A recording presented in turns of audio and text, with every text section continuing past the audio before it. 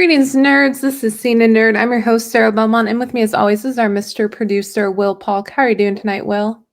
Doing very well. Sarah, hope you're doing well. Happy March. Happy March. Happy Women's History Month. Yeah. We it is Women's History Month, and I look forward to something we started during Black History Month was we started doing some profiles and with notable folks in the entertainment industry and also with acting, directing in front of the camera, behind the camera. So I found a couple to start off this month. I found some of the early days of filmmaking, some filmmakers who wanted to profile this week. And the first one is Alice Guy-Blaché. She was a French, the world's first female director. She was actually born in Paris in 1873, and she started in the film business as a secretary to the Gaumont Film Company. But Hmm. over just being a part of the around the business and stuff, she was very interested in and it got inspiration from a cinematograph from the Lumiere brothers, and she urged the boss of her company to let her use a camera to make a movie of her own. And so she actually created one of the first narrative films called La Fée Show, which was translated to Cabbage Fairy in 1896. And it was one of 700 films made under the studio Gaumont's name, but she also developed techniques like split screen, matching sound to film, and eventually, and she also created the close up. So she eventually moved to New York and created her own studios that was called Select Studios, and it was one of the largest ones before Hollywood really, really took over the industry and stuff. So, yeah, that was one filmmaker I wanted to profile, and then a second one was Margaret Booth, and she was one of the first film editors, and she worked on the film Birth of a Nation, which I think many people are familiar with about from D.W. Griffith. That was in 1915. And then she just continued to work her way up in the studio system. And she did receive an Oscar nomination for Mutiny on the Bounty, the 1935 film. So those are just a couple profiles I wanted to share this week before we dive into Paradise and Daredevil. Awesome. Very cool. What did you have any takeaways from the Oscars? Um, Honestly, I honestly not really. I didn't watch hardly any of the films this year or this past year. I know a lot of folks are disappointed that Demi Moore did not win for the Substance. I know you watched that one, but No, I honestly, didn't. I huh? haven't seen the Substance. Oh, I thought you did. Oh No, no. Oh, I thought. Oh, was it Honora that you watched? Which one was it? no, I didn't watch Oh, either of those. I watched the oh, Timothy Chalamet one. That's the oh, one that's right. that my mom dragged me to. Oh yeah. I was working my way to that one. Yeah. Yeah, I knew you watched one of the films. Yeah, but I thought for what some reason I know we talked about The Substance, so maybe that's why I thought you watched that one too. I know Yeah, you're not yeah. big into body horror. I was questioning why it was for Golden Globes nominated under comedy Hmm.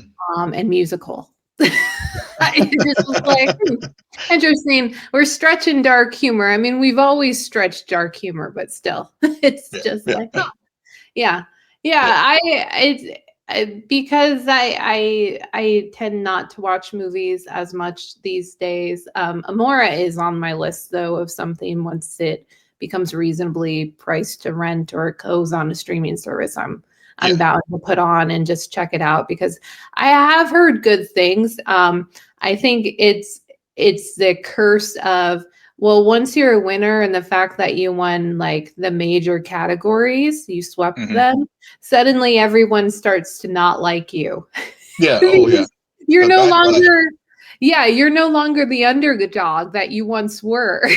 And Yeah. it's Yeah. like, oh my God.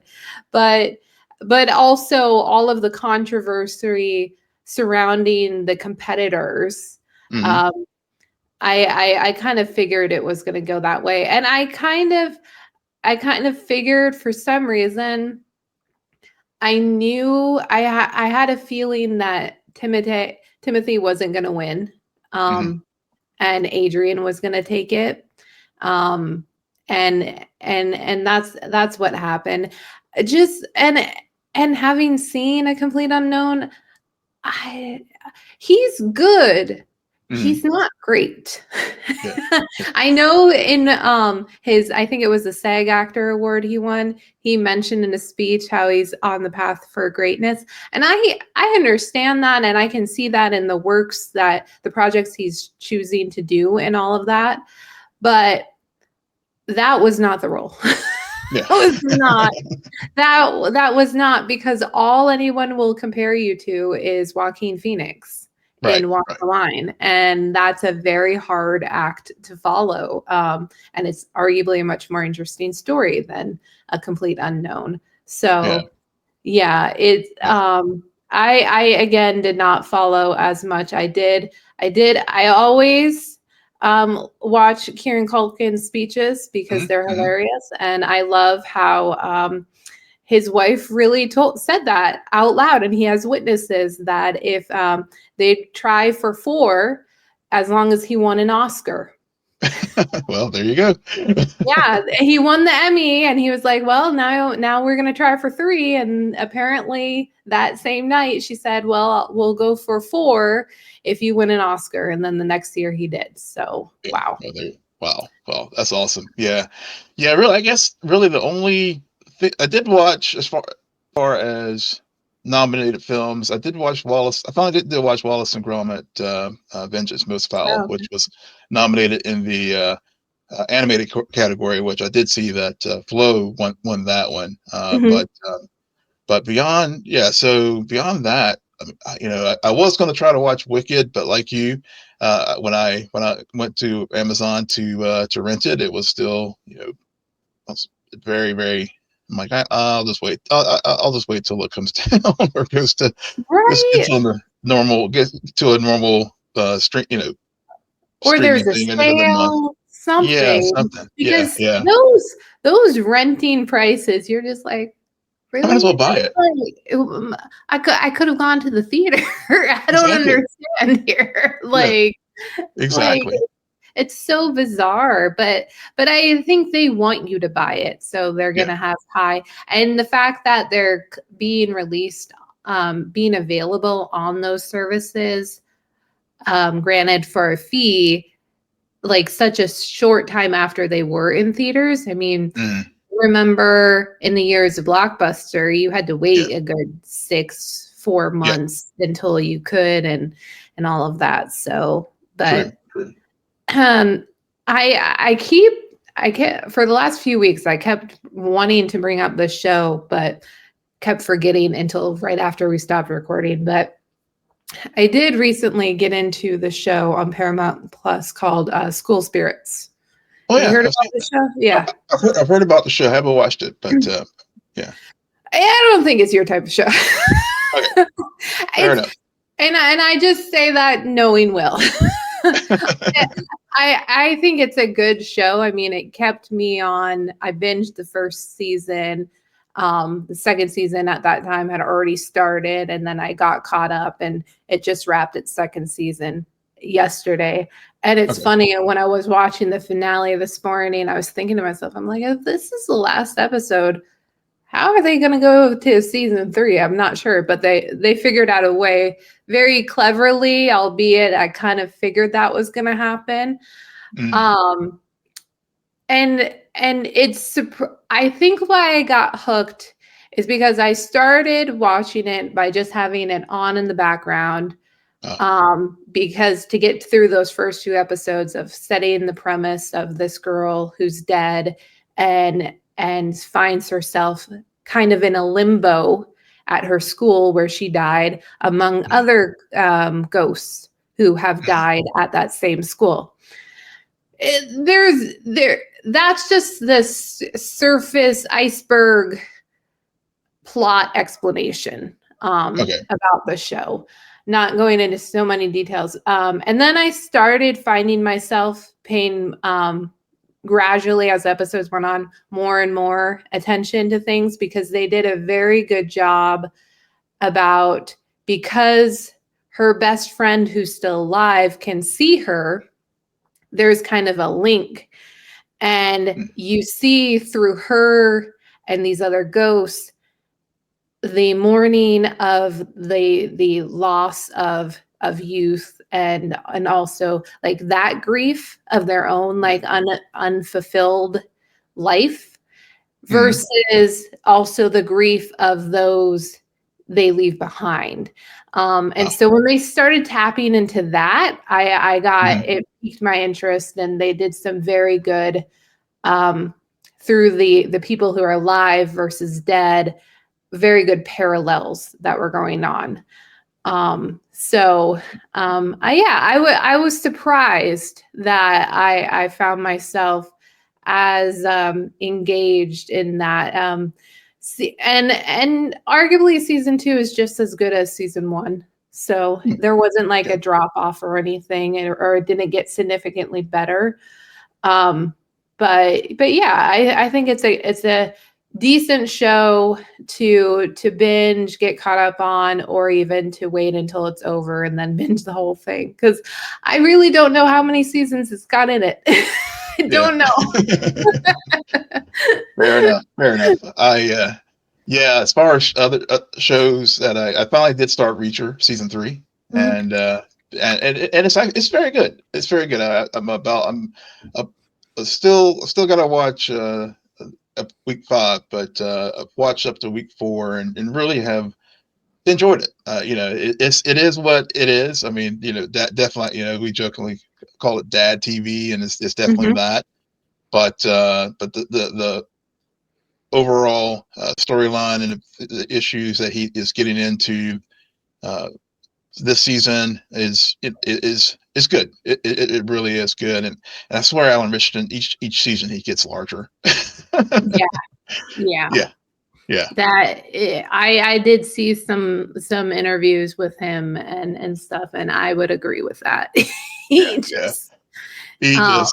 there's a dude in the show this season that's even bigger than him, and it's just like, okay, but it's great. I mean, if you're a fan of Reacher, I would say you'll enjoy this season, and I think I think it's off to a better start than last season's, to be honest. But it is good, and we'll continue to stay on that dad TV vibe there. Alan Richter apparently would enjoy hearing you say it's better than season 2, because he was not happy with season 2 from what I understand. And I'm like, thank you for being honest.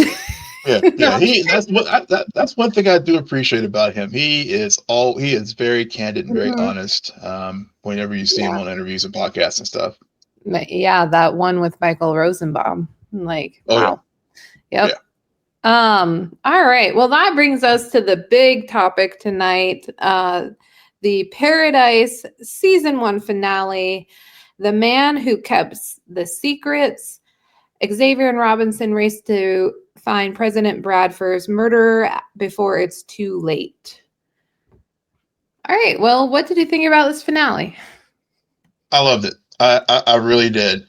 This show really, all the clues, all the breadcrumbs, even down to the cheesy fries. I've shared it before that there's nothing that is like a throwaway in this show. And to me, it delivered. Even with when we do find out the one mystery as far as who murdered Cal, the other part part of me felt like that was, by the end of the season, that was sort of a secondary mystery to the primary one, in my opinion, as far as like what when, especially after we get the episode with whenever President Bradford does find a tablet and starts keeping the journals and putting all the pieces together. That was to me like the bigger thing that was going on here.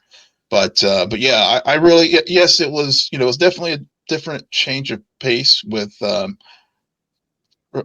given how intense and everything episode 7 was. But I was fine with how this episode ended, and I'm glad that, of course, we do know that there is a season 2 that's coming, and so I'm glad that we don't end, with a cliffhanger with with an unresolved story. Yeah. Yeah. Um, yeah, I have to be very careful with how I say this and articulate this because I don't want there to be confusion because I have seen a lot of reactions to the Mhm. season finale. Yeah. I am not mad that it was the librarian. I have like the motivation, it makes sense. I Mhm. can tell you the exact scene, the exact moment where I suddenly was like, oh, I don't like this. Mm. And it came where it started to become too contrite and the episode lost me. And it was the moment when he had already knocked out Xavier and was telling him the story. Mm. The story that just went on and on and on. And as it went on, it started to lose me more and more and more. Not because, like, well, if we were paying attention, we would have we could have potentially recognized him because we had seen the shooter in the first episode. But Right. it was more like as soon as he started, I was like, why did it take you 3 years? And so the exact moment when it really, I was like, I don't think this was the right move, is the Mm. moment when he explained why, like, I appreciated the explanation of how he got comfortable Okay. and how he felt like he deserved, like, that made sense. But the Mhm. moment he said, and then, and they show the flashback where Cal's in his robe walking into the library and just asking him where the music stuff, suddenly that triggered some PTSD. That just that bothered me. Mm. And it didn't get any better because even like it just annoyed me that all we got for the explanation why at that random night when it just so happened that the cameras were off and that all like everything started becoming way too, oh well, that's a MacGuffin or a shortcut or just a Yeah. simplistic way to explain. Like, and the scene, the way that the scene of the attack, the piano music, it just didn't hit for me. And then at the Mm. end with Xavier and Samantha, at no point did I think Presley was dead. At no point was I like, Mm. oh, I didn't like the stakes weren't there for me. Mm. Probably because I Interesting. knew there was going to be a season 2. There was Well, so yeah. I understand and I'm glad it worked for you. Yeah. But from that point forward, I was just like, okay. And I'm not saying it was a bad finale. I have critiques and it's more I didn't like the pacing. I've seen worse. Let's be honest. We've seen a lot worse. Oh. But it also just there were things that like it didn't, it felt too contrite. I have more complaints, but I'll let you add in Oh. some good thoughts. Yeah. No. I mean, I've seen the complaints about it being a librarian or anticlimactic and so what made it work for me was, again, the setup, Yeah.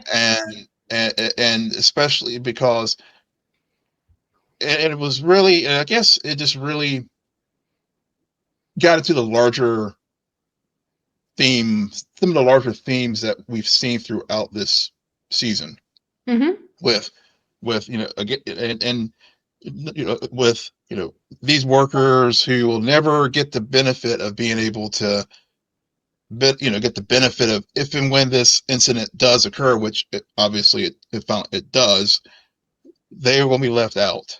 Yep. And it gets to, like, for example, but for Xavier being on the president's detail, he wouldn't have got in. And what's so special about the, obviously, you got the billionaire. So for me, it was just overall larger themes that like really made the motivation, and then also just the relationship that Trent built with all the other workers, so that such that whenever they do discover the toxin and Hmm. and and and everything, it just it was very believable for him to be the killer, and it made sense too. Just I think overall, I like the fact that they zigged instead of zagged, because all along, we both were like theory spiraling. I had the crazy, I was on the train of it was a power play by Sinatra. That's why she was trying to, like,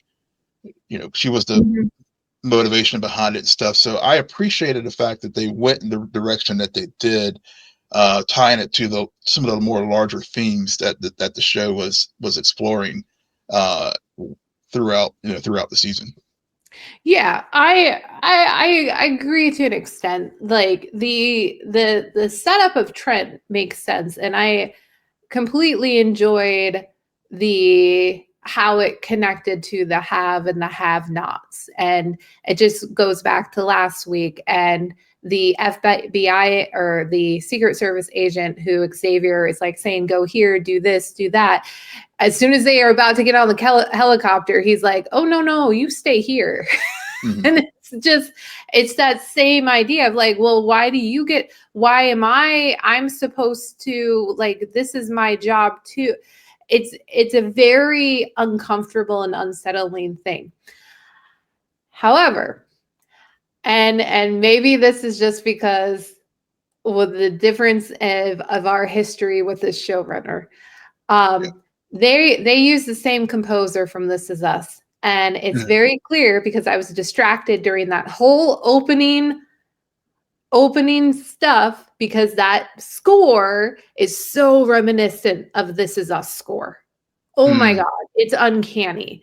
mm, And I was just like, why are you choosing this to go, like, it's a very interesting association that I've yeah. never really had. It would be like if they took a score from Star Wars Yeah. and like played it over top and you're just like, this isn't the same world. It's not. Why are you, this is weird. Or even Star Trek, like suddenly Yeah. you're watching something and you hear it and you're just like, wait a second, what? Mm. So I know it's the same composer, but I'm like, dude, you're good. Why are you pulling from um that case? That box is closed. Okay. Yeah. So and and I completely, like, again, I'm not mad it was the librarian because I wanted it to be someone who, like, they were not, like, nobody could predict, nobody Yeah. could really, you had to be really looking in order to Yeah. see it. You really had to, like, go frame by frame. And Yeah. so I applaud them for all of that.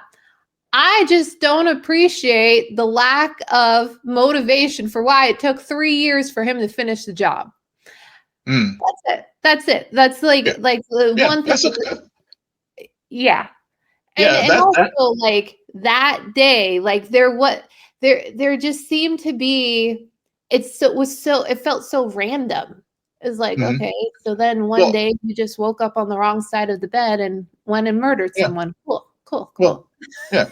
Well, I mean that yeah, and I can totally see that, and I think that's a fair criticism. That, but I think that's the whole. I think that's the point, though. I think it is the randomness of it that he's gotten very comfortable here, and then just but just one day, it just, that feeling of just thinking about Adam and everything, and he just snapped, and he decided that was the day that I'm going to finish the job that I didn't do years earlier. Yeah, because I mean, if he had also really been studying this world, he would have figured out that Sinatra is actually the one he should have gone and killed, not Cal. Yeah, well, there's that too. Yeah. That's another thing where it's just like, again, it's just that length of time. That length of time. That's a very long time, arguably. So it's but he was yeah. comfortable. And I thought too, just like with the play on the title, and also just and the fact that Peter Lawford was married to a Kennedy. Mhm. He was Bobby Kennedy's and JFK's brother-in-law. Mm. So so I was trying, so whenever when I saw that title and thinking about the book in the library and stuff, and of course whenever Bradford was trying to make the mixtape and stuff, it just I think that's again, it's just the randomness of assassins, because you do have you have that Kennedy tie there too, and I may be reaching there, but it was just something that was just just kind of it just kind of struck me, um, that that we had those themes in there as well, and also Kane, pulling out the Rat Pack reference to with nicknaming everyone way back in the episode 1 or 2. So that was it was just all those, like I said, all those things throughout each episode building to this point is what, for me, I think, to your fair points there, I think it was just the payoff, I think, because it's just it's not every day you get a series that just pays off those types of breadcrumbs that they sprinkle throughout the season, and not only where they're used, but they're used so well. So I thought it was just the execution of it that was really just really got me. And then even to the point where whenever Sinatra and Jane were having a text conversation Mhm. about Presley, Yeah. because Jane is, they did such a good job of just like creating this like psychopath with Jane, and then being the enforcer, that I reacted so much when the text messages were going so much. My wife was like, she had gone upstairs and she like checked on me and it's like, "Are you okay?" I'm like, "Oh yeah, I'm just watching Paradise." So Wow. yeah, Wow. so They got you hook, line, and sinker. yeah, they were. Yeah, I was just completely like bought into We would this. have seen Yeah, stuff. yeah, We would have seen stuff. There's no way. Like, it just yeah, yeah, the way that whole exchange went down, I couldn't believe. I was like, "No, this yeah. she ain't gonna do anything for Presley because she's not gonna get the Wii." So Right. Yeah, yeah. she's She smart was. enough. I don't Yeah. think I wouldn't say necessarily that they did a great job about building Jane as an enforcer. They my whole thought while watching the Jane part of this episode unfold is just thinking back at all the times Will brought up on the podcast about how Gabriella is the wild card, and I'm like, Hmm. he should have been talking about Jane. Like Yeah. Well. Gabriella did nothing. And Jane's the Yeah. wild card. Yeah, but yeah, well, yeah. Now, I mean, it would benefit of hindsight, I but know. also, well, because of what happened in this episode, Jane's clearly the wild card. But Well, I but mean, she also yeah, killed Billy. yeah, That's my point. I think yeah. that I don't think it's necessarily that they did a good job building her as an enforcer. They did a good job about utilizing her Mhm. early enough so you have that notation that she's working for Sinatra, then putting her on the sidelines and then circling back to her while at the same time leaving a character to further flesh out in a later season. Yeah. Because and that's the kind of leads into why part of this whole Sinatra, Jane, and Xavier and Presley the stakes weren't there for me, just because they had spent this whole season, and even in this episode, it's like Sinatra being a monster and this and that. And I've been on the defendant. Yeah, you have defended Samantha. Okay. You've been the Matt Murdock for Samantha for sure. Like it's interesting. It was clear to me that she didn't want something bad to happen to Presley. She didn't want that. She needed the leverage to get what she wanted, but she's a mother of her own. So it wouldn't seem right, considering what we're led to believe about this idea of paradise stemming from the death of her own son. Like there's something. And it just left me with this question, especially with her interactions with Gabriella at the beginning and towards the end of this episode, is there's this constant, like, you don't know what I've done horrible things, and I'm a monster and all this stuff. And I'm thinking to myself, okay, so yeah, technically you sent Jane to kill Billy, but we understand why. I don't know if that makes you a monster. Technically, yeah, you had Billy kill those other people. Is that the only thing? Like, that's where I'm kind of like, from what we've learned, those are the two things that she's done. I mean, yes, she was a part of the creation of paradise. So to Trent's point, paradise was built on the graves of people. Yeah. But she was one of many. I mean, Cal's dad is also at fault there, and so is that architect, and so is Gabriella. So, but my point being, I just, towards the end, they kept saying that to where I'm just thinking, the math ain't mathing for me. I need to understand. I feel like there should be something more, and yet I don't know if there is. Yeah.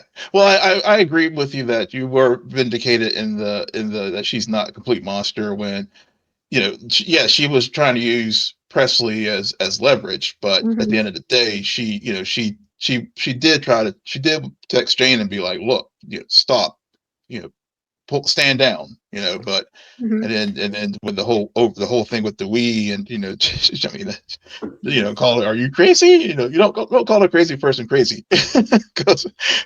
So yeah. I mean, as soon as Jane fired and stepped into focus, I even said her line out loud. Like 2 minutes before she said it, I was like, you should have given her the we. like you should have.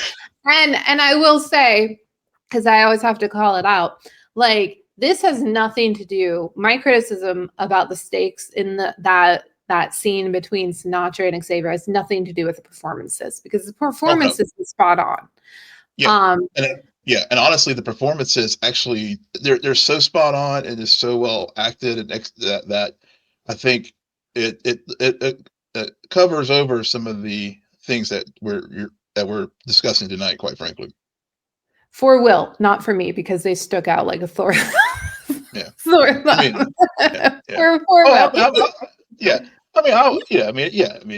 agree. I mean, there are, if you do stop. I mean, hell, I was just thinking last week with the with Xavier, and not with the cell phone. I was just like, wait a minute, you're a Secret Service agent. There's a thing called a Gets card that will allow for you to, like, get over, get a telephone line. So so I mean, I could, like, nitpick like that kind of stuff for sure. But I had no idea about those kind of things. So I don't know. Yeah. So I mean, but that being said, speaking of this with this episode, and Trent, and also Maggie with the I did like how when Throbbie and Robinson were, obviously Throbbie was day drinking, and the Robinson went over to, like, help out and stuff. So I did like the way that they figured out that that she persuaded her to like look at the files, and they figured out that at least while the Trent was being expository on with Xavier, they just used good old fashioned storytelling and sleuthing to figure out that Maggie was shouldn't have been in there either. With the when they looked at the records and realized that the person who should have Right. been there had a peanut allergy, which again was just a great use of like pulling the cheese fries back into like what What was crazy yeah. was there was a scene like 5 to 10 minutes before that whole thing Mhm. unfolded, where it was like they were speaking to the public, like stay in your houses or something like that. And there was a shot of the diner and the girls there eating the cheese fries. Mhm. I swear to God, I thought in my head while watching that moment and looking at that actress eat those cheese fries, I'm like, how did you get into paradise? Just randomly thought that. It was nothing. I was just Yeah. like, what was the selection process for some of these Right. people? I was just, Yeah. Yeah.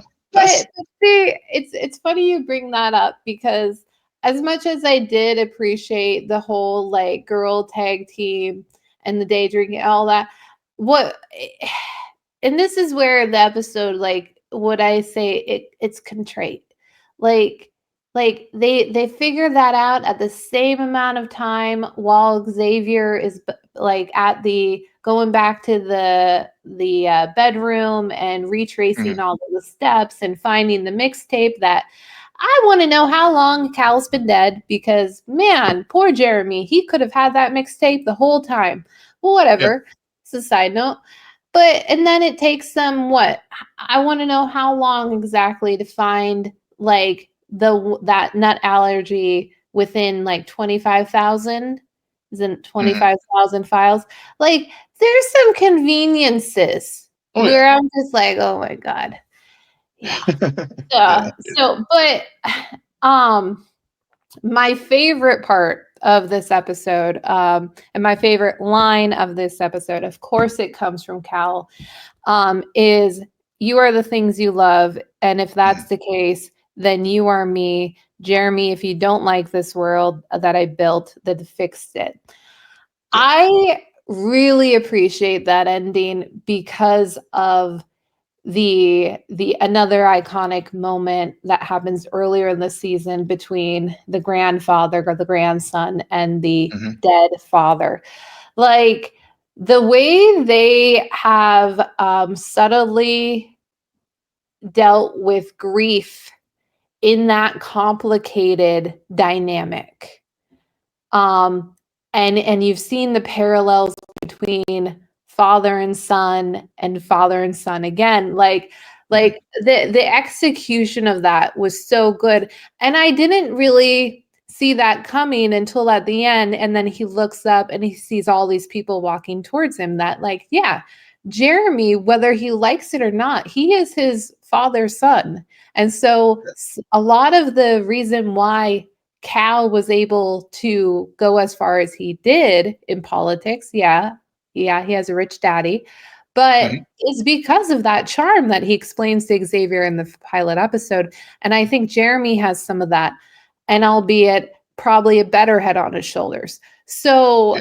And a better moral compass. So I can appreciate how we knew Xavier was going to eventually leave and go and find Terry. But Yeah. I like how they still opened some doors for stories to still be told at Paradise as well. Mhm. While for some reason Xavier has to go alone. I don't understand that part, but he has to go alone. And I'm not saying he should take the kids. That's not what I'm saying at all. But he Yeah. does have other friends. Yeah. Yeah.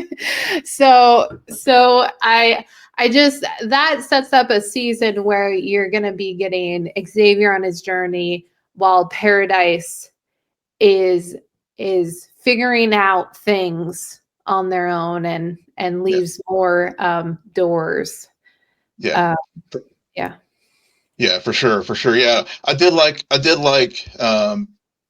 with Xavier, bring it back the whole hard decision that he made with his father to have him, mandatorily retired, and also to bringing up the fact that again, Xavier is a pilot himself, and it was that tension between him and his father. Like, why did his dad wanted him to sort of go that line, but Xavier, I think his eyesight was bad, if I recall, which why he couldn't be couldn't go that route. But but he still was able to get his pilot's license. But yeah, I just really liked how they pull that back again from earlier in the season, and of course, I think Xavier still, feeling that he feels comfortable going alone. And I agree, he probably should have had someone go with him, but at the same time, also feels comfortable leaving the kids back, and because at least from his sense of things, everything is in paradise is the safest place for him to be right now.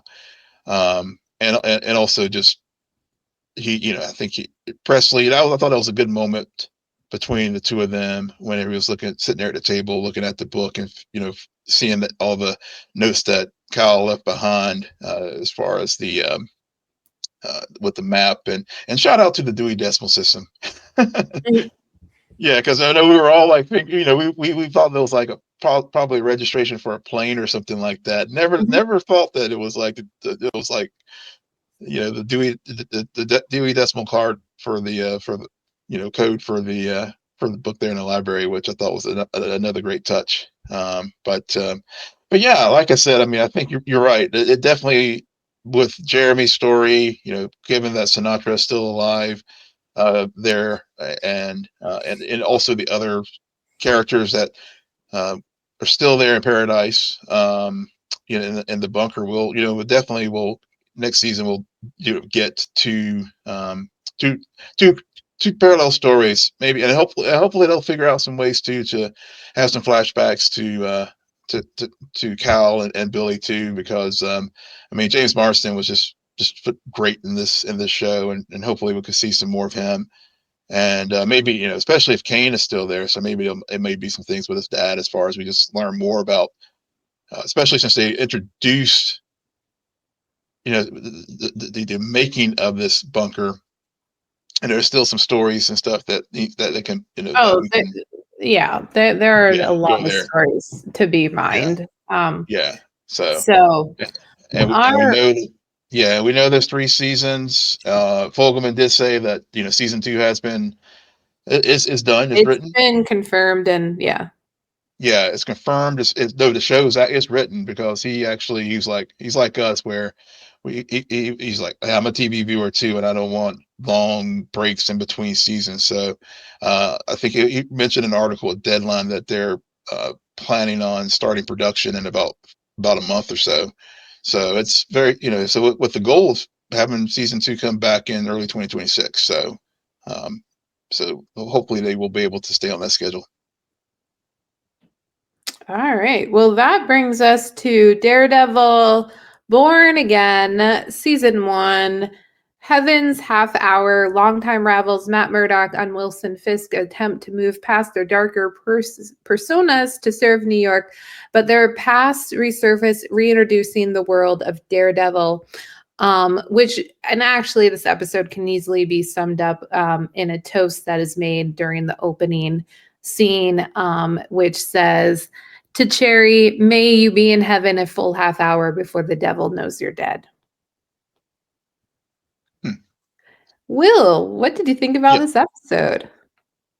So, what did I think about this episode? So I will, it's well known that I did not watch but I only watch a handful of the Netflix shows. But it was very accessible for me, and I have to say, I really, really liked it. I really did. We've seen, even though the show it's a continuation of the Netflix series, not a reboot or anything, Mm-mm. and we've seen both Fisk and Matt in the MCU. I mean, we've gotten them in Spider-Man, and King, and Echo, She-Hulk, and Echo. She-Hulk. Yep, Mhm. Hawkeye. So Mhm. we've seen, we've seen the characters, and so so I went into it like, okay, I appreciated the fact that even though I'm not like you who has the deep ties with this show Mhm. from I was able, I was like, okay, I could fill in, and I was able to, I enjoyed it.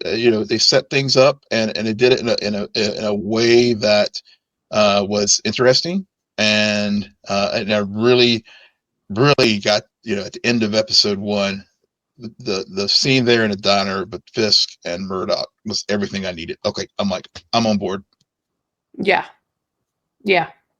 The I mean, this first episode, really the best parts is it's they're bookended perfectly because Mhm. you have the opening. I think people have said it's a 15-minute long scene, Yeah. cold open, where you're reintroduced, and it is fully a continuation. I mean, you have Foggy, you have Karen, and you have Matt hanging out at Josie's, and life is normal until next thing you know, it's not. And it turned out to be a setup, and Bullseye kills Foggy, Hmm. and you go through, and it has the I can appreciate how they were like, oh, we're making sure people know this is a continuation. So we're gonna do a lot of one like long shots, a lot of fighting in narrow spaces and going up stairways. And back when the show was on Netflix, and I was covering it up, it was funny to me, I guess, when they got to the roof, because about half, like when season 2 of Daredevil starts, there's a pretty iconic moment with Punisher, and which led to some comments about how, like, well, they're talking Daredevil because they're always talking about people being on roofs. I swear to God, in the Netflix Defender universe, Hmm. I mean, the amount of times you will spend on rooftops, whether it's your heroes or your bad guys, and it's just like, if you ever go to New York City, just always be looking up, okay? Word to the wise, always look up. Um, but yeah, I think the execution of that, and no need to explain to anyone or feel like you have to explain why that death um is so harmful for the psyche of Matt Murdock, Yeah. and it sparks, it has it pushes him to retreat, unlike Hmm. anything else that could Hmm. happen. Yeah. Um, and he does hang it up, and we 1 year later we get reintroduced to Matt Murdock, and things are going fine until somebody else returns from the shadows. And that would be Fisk. But yeah, that scene, the diner scene, it's just because I'm glad we got them speaking within the first episode. Yeah. And then to have a full-blown one-on-one conversation, and also just perfect representation for why these two are ideal foils for one Hmm. another, in Hmm. terms of, and just the I prefer more of a verbal sparring than a physical sparring. Yep. Like, the verbal sparring just was so great. I couldn't keep up with all of the lines. I Yeah. mean, and then at the end, you have Fisk is like, I will not tolerate men running around in silly costumes. And then he's Yeah. like, I love a man who can rise above their nature. Good luck with that. Yep. Yep. It's Yep. like, And, oh my God. and also throughout the red meat too, that Mhm. call out the Spider-Man too, because again, just the acknowledgement that with the historic other foil of Wilson Fisk, the Spider with Spider-Man too. Yeah. So that was, yeah, that was Chef's kiss as far as that moment. And for me as well. And another thing too, like I said, I don't have the history of it with the show like you do, and the relationships with Mhm. Karen and Foggy and Matt. But yeah, it was. I'm glad, just to get back, just to take it out of universe and get into production universe for a moment. There was a lot of discussions about this show, and Feige and the team realizing that, and a lot of fans were worried that when it was going to go into Disney Plus, that it was going to lose its edge.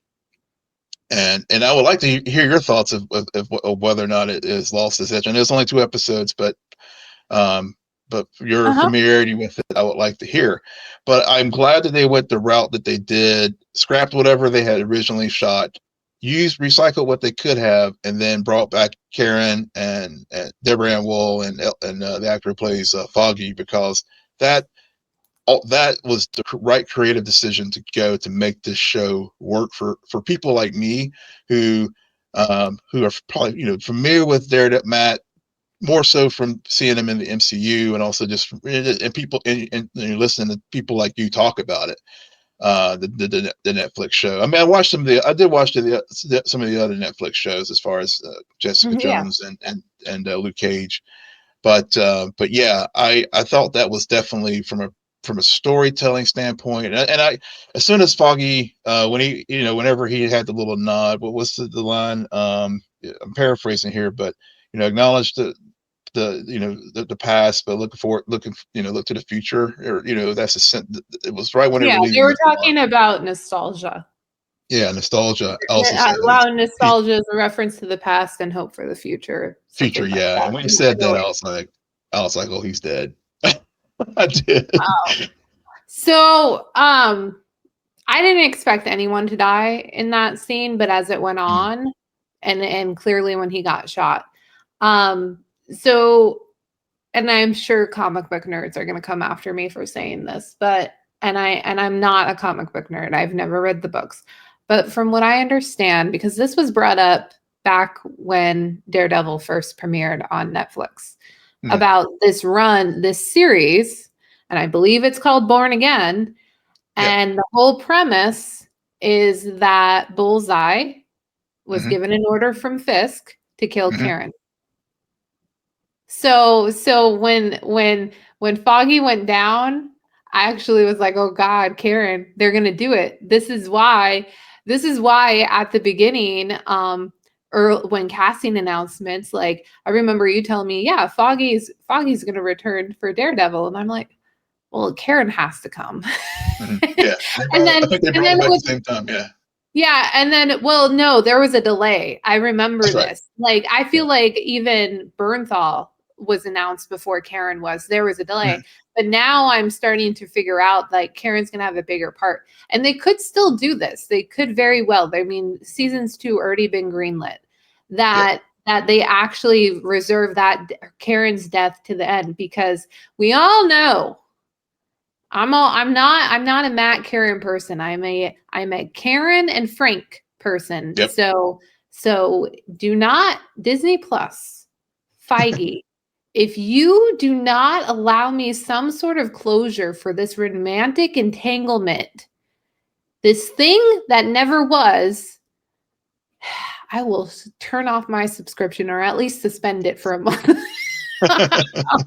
Okay. Okay. But anyways, so going into it, especially when I figured out it was Bullseye who was attacking, I was like, okay. Mhm. Okay. I get it. To go back to your original question about the whole does it still retain an edge? Not fully. Okay. Not fully. I could definitely tell, especially the core. There was some weird CGI happening at moments during that Mhm. opening sequence. There there's some interesting editing choices, just Mhm. because I mean, we're 2 episodes in, it's hard for me to tell if I'm okay with it or not. I don't like the long shots. It felt like there were a lot of long shots. It felt like there were a few very extended montages, and Mhm. just a lot of time of like us standing on a roof with Fisk looking Mhm. down. And I'm like, when will this sequence end? We get it. I'm just like, okay. It went on long enough. I could think to myself, okay, so are we going to get a wide shot where he clearly is looking at Matt? Mhm. Because Matt's looking up. It's so bizarre.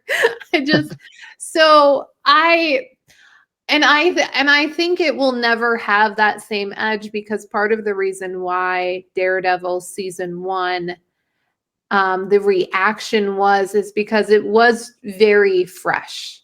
Mhm. And albeit this is, I mean, it's been 10 years, and based on recent MCU television series, this is fresh and different.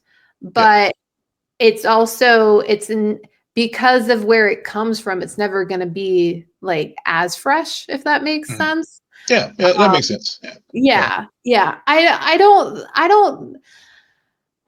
As long as you have Charlie Cox as Matt Murdock and Vincent D'Onofrio as Fisk, like that's what you need. Okay. And then you got Bernthal come in as Punisher. Like, the Yeah. casting is really on point with this. Yeah. And yeah, and so, as we talked about, or I think we mentioned at one point, um Fisk Fisk's whole part is very similar, where, because we watched Echo, albeit we forgot about Echo, but we did watch it at one point We in did. time. We do know that Fisk has been out of commission for a while because Yep. Echo put him in his place. Yeah. Children these days. Yeah.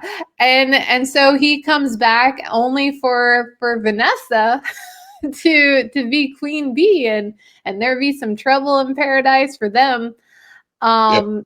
And then he, because he found peace or something, clarity, he wants to go legit. Yeah. I So, to move along to episode 2, optics, Yeah. I find it, while watching it, I found both episodes, because I watched them both back to back. Same. I I found the second episode to be interesting. How both of these characters are they are trying to maintain that persona who they presented themselves as in the diner, right? And Hmm. you see, especially with Matt, because he's our main character, the build up and the clear, like, oh, you're going a bit sideways. Oh, okay. And just, it's like a teapot kettle during the final sequence, which we will get there. Yeah. But I really appreciated the subtlety with Fisk, Hmm. because throughout the episode, you're like, yeah, fill that hole. Okay. Yeah. Yeah. Granted, they elected you mayor, not governor. So I don't Yeah. know if you have as much power as you think you do, but you fill that hole, sir. And then leading up to this weird random venting about a sandwich, and then you see him lift the paper, and it's like, oh, you're blackmailing. Okay, Yeah. Fisk. Yeah. Okay. Yeah. Yeah, I like that whole sequence there because especially because you have everything set up with the police chief and with the funeral and with with Tiger, White Tiger, being wrongfully accused, but obviously the NYPD is you know thinking that he was a cop killer, and so yeah, so Well, you get that, and then but also, even I guess maybe going further back too, just him just learning the trappings of being a mayor, because like the conversation he had with his campaign consultant, mhm. and the chief of staff, and just they were you know the whole optics and of it all, and just thinking as far as um him trying to go straight and just figuring, and the whole conversation You I had about know, LaGuardia. Yeah. you know who he reminded me of? especially in the second episode. He reminded me of our good old friend Oswald. Yes. Yes. Yes. And I was getting just, Penguin vibes the whole time. yeah, yeah. I Yeah. was just thinking about how the fact that at the end of Penguin, it's about Oswald getting into political power. Mm-hmm. And how Fisk is Fisk is the MCU version of that. I mean, granted, Oswald has an Oedipus complex and short syndrome. He's a very short guy. And then Kingpin is like a huge monster beast. But it was interesting that both of them have this parallel journey of rising from the up the ranks in the criminal world and then setting their sights on so much more.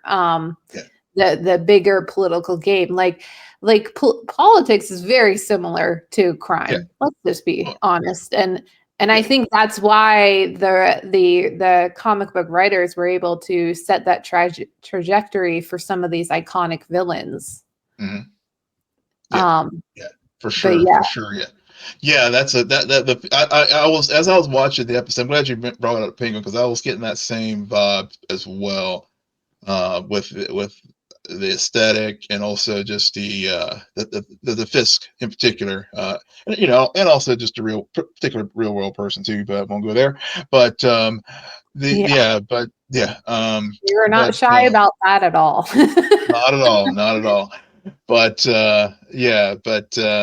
can we? Well, let's go back to what you've mentioned before about the framing of White Tiger, because what I really enjoyed was that there was a mention, not only a mention, because they mentioned a lot of other New York vigilantes, crime fighters in the first episode, but they more specifically showed an image of White Tiger and then never spoken about again, right? Nope. Right. Fast forward into episode 2, and we see this guy, he's trying to separate these two, and then next thing you know, he throws someone in front of a train. Okay. It just happens. Okay. It happens to the best of us. And then Cherry discovers the White Tiger outfit. I can appreciate, like, we didn't need there was either you got it and you understood it just like Cherry did, or you didn't. There, and I appreciate that. I don't feel like they dumbed any of that down. It didn't. And I also like the fact that Cherry is introduced in the very first episode in the bar, and he's talking about the vigilantes because he's a cop. And he, at the end of that sequence, discovers Matt being Daredevil, and 1 year later, just who he has become to Matt. And as the investigator, as it just, I really appreciate that quick and seamless relationship development for the viewer. Especially a new relationship. And even what's her name? Christine? Yeah, the other lawyer. And even the girlfriend, who is now doing marriage counseling for the Fisk. I mean, God help her. God help her. And that's the other part of the show I did like too, especially like in episode 2 with the when Matt was defending White Tiger, and just the legal tactics that were going on, as far as, because I know that was one of the things too that they were said they were going to highlight in this continuation of the show, which is, what it is. Matt is an attorney, and also, whereas before, he, 1 year prior to all this, he was, fighting with his fists. Now he is, fighting a system, and protecting people, with his legal skills and other things like that. So I really liked the sort of the pivot that they made there as well, with showing Matt defending the potential, another vigilante, given that he has hung up the cowl. Well, yeah, and And he says, he suspected something more was going on. So, to your point, I think whenever Cherry was looking around the house, it just, it didn't add up. Yeah, like Matt has very good instincts, and a sense of hearing, but I like that idea about justice, and that's really what they're delving into this season is because now he's arguably a victim of injustice. I mean, that's where the statement was going, and then Karen walked in. But what I found amusing about the Hector of it all, and the conversation, the legal conversation, where Matt gets his first quote unquote victory of the series, and manages that, like, says, okay, we can't talk about him being White Tiger. It's just prejudice. I just like, and I think at one point he wasn't holding the mystical stone. To be able to say that to us, not only does he say it with a straight face, everyone reacts like, oh, well, yeah. It's it's just we are in this world. This is an MCU world. These things have happened. Aliens have hit this earth. Yeah, it's New York City. Aliens has been there like forever. But it's so funny. But I also just this theme, which has bled over from the original 3 seasons, about that the difference between not only a hero and or a superhero and a vigilante, but also an anti-hero.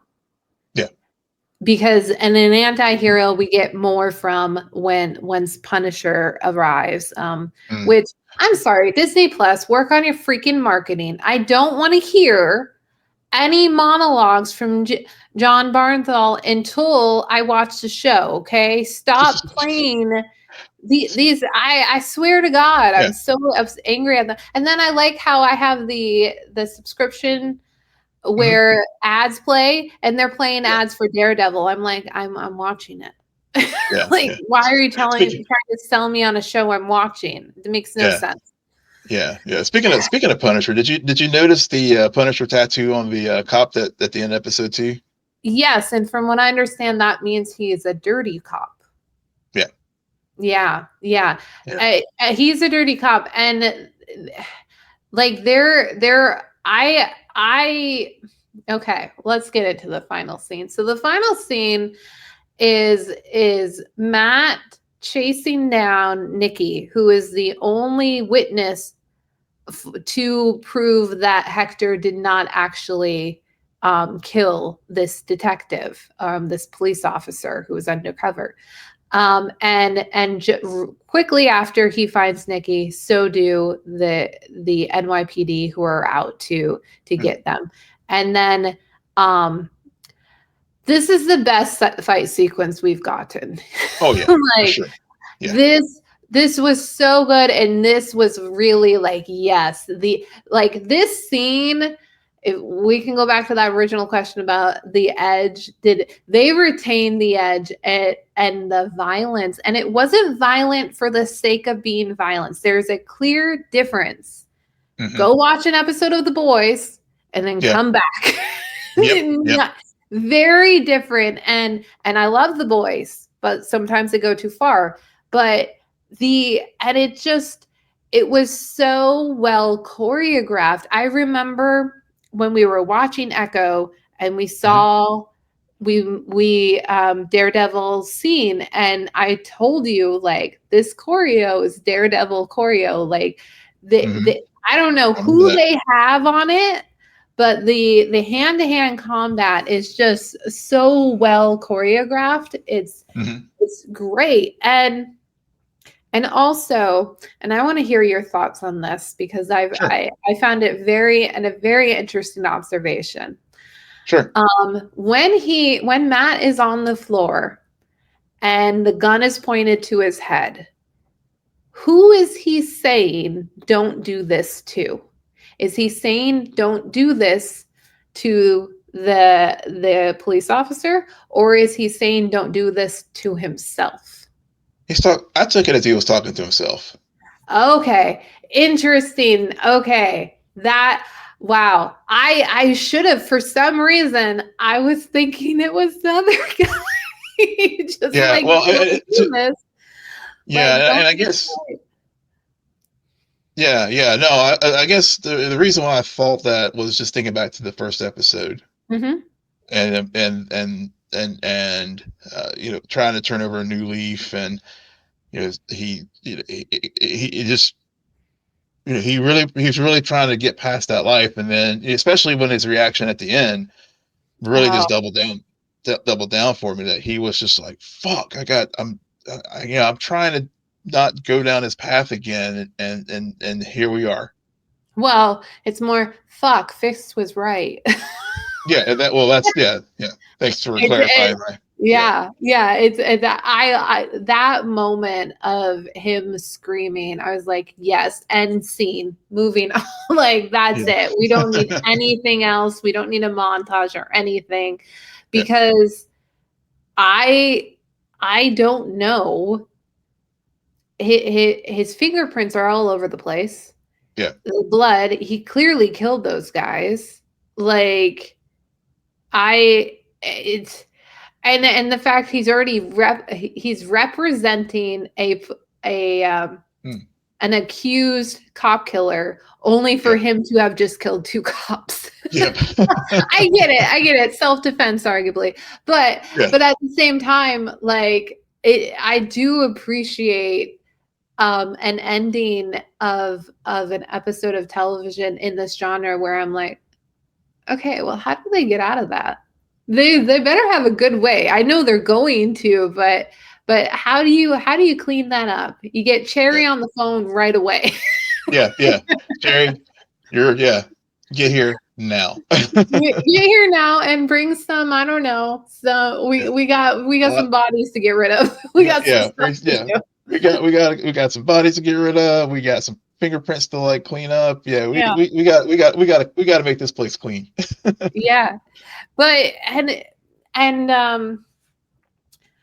yeah, it just I really like how, I mean, to kind of close it out. Yeah. You have the opening of the first episode with, and him in that moment right after like Foggy dies, he Mhm. tosses Bullseye off the roof, right? Yep. FYI, I still don't know why Bullseye's alive, but whatever. Um and in that moment, like, that was out of pain, grief, and sadness. Hmm. And so it'll be interesting to kind of understand, okay, so what's the self-justification at the end of episode 2? You just killed two people. Hmm. And I get it, like, they're the bad guys, but at the same time they are people and you're supposedly a hero. So Yeah. the I think why it works so well on top of everything we've just gone through with that scene is the fact that they are also proving Fisk is not entirely wrong about his assessment of Daredevil and Matt Murdock, Yep. which Yeah. we love a villain who can be right some of the time. Yeah. Because that makes them more menacing. We don't Yeah. want a Yeah. stupid villain. No, not at all. Yeah. So yeah, that's a very good point. And yeah, whenever this episode ended, I was like, okay, I'm ready. I am ready for the next episode, because and because of what you just shared there, and also, Matt's, he's also very religious and everything else too. So there's just Mhm. so many things that in that whenever he was, at that point, he was just trying to fight for survival. But but you're right. What? Yeah, part of it was just to, part of that motivation was to fight. Just I got to live, and Yeah. and but then at the same time, he like went over that line, and definitely killed one, maybe two people there, and then so it's gonna be as the season progresses. I am looking forward to just sort of seeing how the two of them, both Fisk and Yeah. Matt, how that downer conversation plays out, as far as these two people's true natures um, show themselves over the course of the series. Yeah. Yeah, definitely. Definitely. And we will continue this conversation next week and resume our Invincible discussion as well. And so until then, Will, why don't you tell our listeners where they can find you? Yes, you can find me on all the socials at Will M Polk, WILLMPOLK. And you can find me there too at SJ Belmont, SJBELMONT. Please follow our crew on X, formerly known as Twitter at Scene and Nerd, on Blue Sky at Scene and Nerd. Friend us on Facebook, follow us on Instagram and Threads at scene_n_nerd, and visit our website, www.sceneandnerdpodcast.com. But most importantly, rate, follow, and comment on Apple Podcasts, Spotify, YouTube, or wherever you get your podcasts. Good night, Geek Out. You're welcome.